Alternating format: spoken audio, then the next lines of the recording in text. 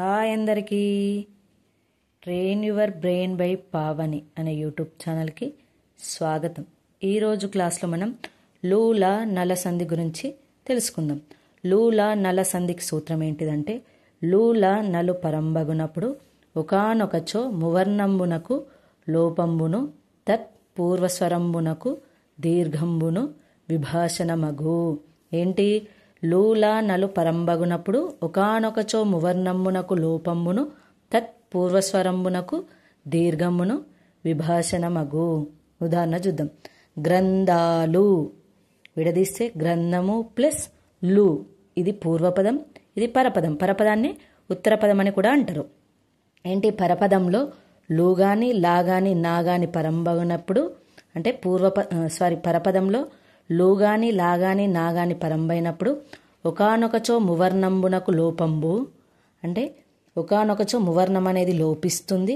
తత్ పూర్వస్వరంబునకు దీర్ఘంబును విభాషణమగు. ఏంటి?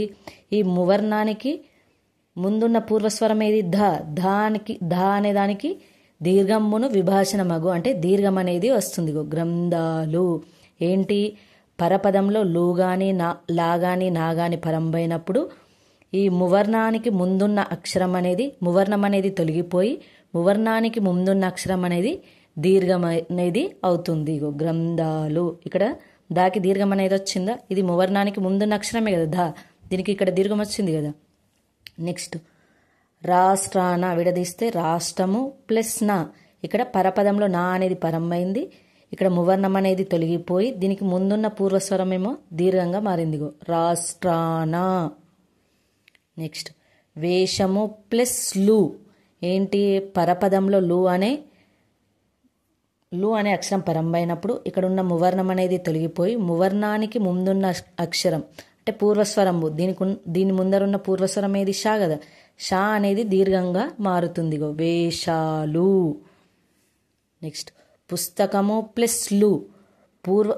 పరపదంలో లు అనేది పరంబైనప్పుడు ఇక్కడ మువర్ణం అనేది తొలగిపోయి మువర్ణానికి పూర్వస్వరమైన కా అనేది దీర్ఘంగా మారుతుంది. పుస్తకాలు. నెక్స్ట్ వజ్రము ప్లస్ నా, ఇక్కడ నా అనేది పరంబైంది కదా. పరపదంలో నా అనే అచ్చు పరంబైంది కదా. నా పరంబైనప్పుడు ఇక్కడ మువర్ణం అనేది తొలగిపోయి మువర్ణానికి ముందున్న అక్షరం అనేది దీర్ఘంగా మారుతుంది. వజ్రానా. ఏంటి? లులనల సంధికి సూత్రం ఏంటిదంటే, పరపదంలో లు గాని లా గాని నా గాని పరంబైనప్పుడు దానికి ముందున్న అక్షరం దాని ముందున్న మువర్ణం అనేది తొలగిపోయి దాని పూర్వస్వరమునకు ఏంటి? దీర్ఘం అనేది వస్తుంది. ఇదే లులనల సంధి. ఈరోజు క్లాస్లో మనం లులనల సంధి గురించి తెలుసుకున్నాం కదా. రేపటి వీడియోలో మళ్ళీ కలుద్దాం.